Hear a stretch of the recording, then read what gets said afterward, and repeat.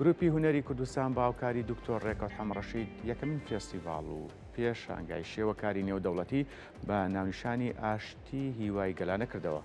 ڕێژنە ڕزگار لەو بارەوە زانیاری زیاتری لە ڕێژدە سڵاو لێوێ. بەڵێ ئاکام سلااوان لەبێ ئەم کاتتان باش ئاکام ئەمڕۆ لە شاری سلێمانی لەلایەن گروپی هونەری کوردستانەوە یەکەمین فێستیڤال و پێشانگای نێودەوڵەتی بە ناونیشانی ئاشتی هیوای گەلانە کرایەوە.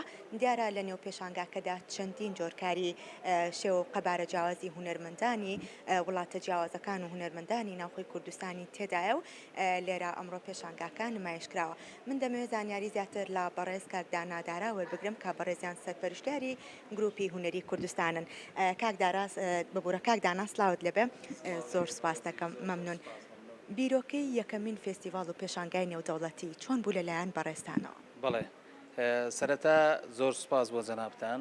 لە ڕاستیە ئەم پێشەنگایانە ئەم جۆرە کارانە گرینگە لە هەرێمی کوردستان و بەتایبەتی لە شاری سلێمانی کە شاری ڕۆشنبیری و تەبایی و ئاشتی و پێکەوە ژیان لە ڕاستیە ئێمە بە زەرورمانزانی کە ئەم پێشەنگایە لە ئێستاە بکەینەوە و دەمێکە ئامادەکاری بۆ ئەەکەین.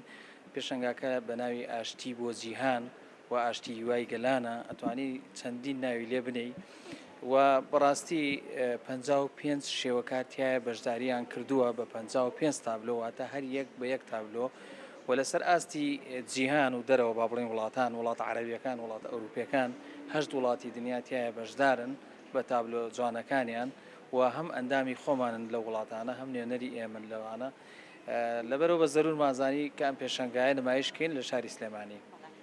ئەو کەسانی کە لە دەرەوەی کوردستان بەشداریان لە نێو پێشانگاکەدا کردووە تەنها توانیوانە کتابلەکانیان بنێرن یاخود خۆیان لێرە توانراوە کە ئامادە بن لە نێو پێشانگا فستیڤالەکەدا؟ بەڵێ لە ڕاستیە زۆر زۆریان پێخۆش بە حوزوریان هەبێ، بەڵام دیارە زروف و بارودۆخی تایبەتی خۆیان دەوامی خۆیان لەبەرەوەی کردووە کە تابلۆکان واتە خۆیان لێرن هیچ فەرقی نییە. لەبەرەوە ئێمە ئەو هەلە و دەرفەتە هەم بۆ ئەوانیش هەم بۆ ئێمەش زەی دڵخۆشی و شانازی ئێمە لە پاڵ وڵاتان ئێمە بەناوی پێشەنگایەک بەناوی ئاشتی جیهان یعنی ئێمە خۆی بۆ خۆی ناوەکە بە خۆیوێتی. بەڵێ ئێوە تا چەند توانوتانە وە گروپی هونەری کوردستان هاوکاری گەنجانی شێوەکار بکەن بە تایبەت ئەو گەنجانەی کە ئێستا تازەن لە نێو بوارەکەدا و زۆرێک لە ئەندامانی ئێوە ئەکادیمینین یاخود لە دەرەوەی پەیمانگای هونەرە جوانەکان و کۆلێژی هونەردا لێرەن و کۆمەڵک تابلۆی ناوازیان هەیە و نمایشیان کردووە.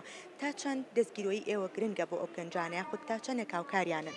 بڵێ لە ڕاستیە هەدەفی ڕاستەقینەی ئێمە ئەم کارانە کە ئێمە نمایشێکین بۆ خەڵکی شاری سلێمانی و کوردستان بەگشتی هەدەفی ئێمە ئەوەیە کە ئەم ئەندامە بەڕێزانە ئەم شێوە کارانە هەر یەک و مامۆستا و با بڵێن پەیمانگای هونەرە جوانەکانیان تەواو کردووە ئێمە بتوانین بەردێ بخێنە سەر بەردێک و هەم ئەوان بستنە لە بواری هونەرەکەی خۆیان بستنە پێشتر چونکە جار بە جار کە بەشداری ئەەکەن کارەکانیان جوانترە زیاتر ئەسنە پێش بۆیە لە یەکتریەوە تەباییەک دروستە بێت و تەعامولێکی هونەری دروستە بێت کە شت لە یەکتریەوە فێرە بن. بڵێ توانی و تانان لە ڕێی کۆمەڵەکەی خۆتانەوە کۆمەڵی هونەری کوردستان ئەم تابلۆیانە بڵێ ئەم تابلۆیانە بتوانن بفرۆشنەوە هەم دەستکەوتێکی دارایش بێ بۆ ئەوان و بێتە سەرچاوەیەک بۆیان بۆ بژێوی خۆیان. بەڵێ لە ڕاستیە ئێمە زۆر هەوڵمانداوە لە هەرێمی کوردستان کە بەداخە و معلومی بەڕێستانەوە هەموو بینەرانیش کە بەداخە و لە هەرێمی کوردستان نەگەیشتوینەتەوە ئاستەی کە تابلۆ ببێ بە سەرچاوی داهاتی هونەرمەندەکانمان بەداخە و خۆزگەوا نابوو، بەڵام ئینشاڵا لە داهاتووە کاری لەسەرەکەین کاری جدی لەسەرەکەین لەگەڵ حکومەت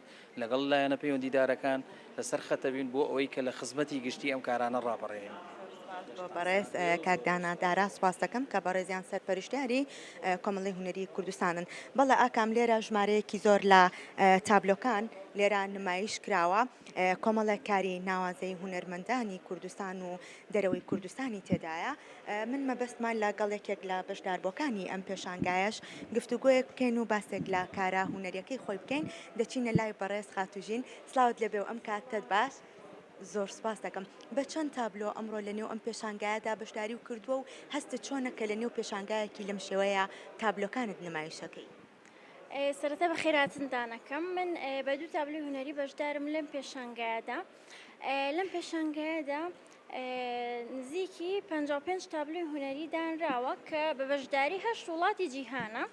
ئەم پێشانگایە کەمین پێشانگای نێودەوڵەتیە لە سلێمانی کە بەشداری وڵاتانی دەرەوەی تێدایە. و هەروەها من زۆر خۆشحاڵم کە بەشدارم لەم پێشانگایەدا. لەم پێشانگایەدا ئامانجی ئەوەیە کە کۆمەڵە کولتوری جیاواز بە یەکتر بناسێنێ و تێکەڵ یەکتر بکات و هەروەها ئامانجێکی تریشی هەیە کە پیشاندانی ئاشتی و تەباییە. من بە دوو تابلۆ بەشدارم، تابلۆیەکیان بە ڕێزمام جەلالە کە لەگەڵ ناوەکە یەک شتە یەک واتە ئەگەێنێت. بەڕێزمان جەلال خۆی هێمای ئاشتیە و لە ژیانی زۆر هەوڵی داوە بۆ بنیادنانی ئاشتی کە خۆمان ئەوە ئەزانین هەمومان. و پێشەنگەکە ناوی ئاشتی هیوای گەلانە. لەو تابلۆی سەرۆک مام جەلال کە لەلایەن تۆ نەخشێنراوە بە چ تابلۆیەکی تر بەشداریت کردووە؟ تابلۆکی ترێ گزارشتە لە چی؟ ئەم تابلۆیە تابلۆی تاوسە. تابلۆی تاوس خۆی مانای مەزنی و جوانی ئەگەیەنێت، بەڵام من بەم گوڵا جوانەکەیم کامل کردووە لە هەندێک لە کولتوری گەلاندا تۆزێک مانای نەرێنی هەیە، بەڵام من بەو گوڵە نەرێنەکەیم لا بردووە. ئەو ماتریاڵانەی لە نێو تابلۆکان تا بەکارهێناون چی؟ بۆی زەیتین بەکارهێناوە. چەند گرنگە بەڕێستان لە نێو پێشانگایەکی نێودەوڵەتیە بەشدار بن یاخود تابلۆکانتان نمایش بکەن بۆ ئەوەی ئەو ئاڵوگۆڕی کە خۆت باست کرد لە نێوان هونەرمەندانی جیهان و هونەرمەندانی کوردستان هەتان بێت. بەڕاستی زۆر گرنگە پێشانگای لەم شێوازە، چونکە وەکوتم هەم کولتورەکان تێکەڵاوە بن، هەم پەیامەکان ئەگەیەنرێن بە شێوەیەکی هونەری، بە شێوەیەکی ئاشتیانەش تەبعاً. ئەمە بپرسم بەڕێزت ژمێریاری، شێوەکاری و ژمێریاری چی کۆی کردوونەتەوە؟ زۆر جیاوازن و زۆر دوورن لە یەک بەڕاستی، بەڵام تەنها ئەوەیە کە خۆم خولیای وێنەکێشانم هەیە و خوێندنەکەم هەرچەنە ڕەبتی بە هونەرەوە نییە، بەڵام ڕێگر نەبووە لەسەر بەردەوامبوونم لە هونەردا. بەڵێ خۆلای خۆمە هەر لە مناڵی و ئارەزوی وێنەکێشانم هەبووە پەرم پێداوە تاکو ئێستا. بە هیوای سەرکەوتن بۆ بەڕێستان زۆر سپاس دەکەم سەرکەوتو بن. بەڵێ ئاکام پێشانگاکە لێرە لە شاری سلێمانی بەردەوامی هەیە تا کاتژمێر 6 ئێوارەش لێرە لە هۆڵی داوا یاخود لە ڕێستۆرانتی داوا پێشانگاکە کراوە، دەبێت هەر بینەرێک خوازیارە ئەم کارە ناوازانە ببینێ دەتوانێت سەردانی نێو پێشانگاکە بکات. ڕێژنە سپاس بۆ تۆ میوانەکانت.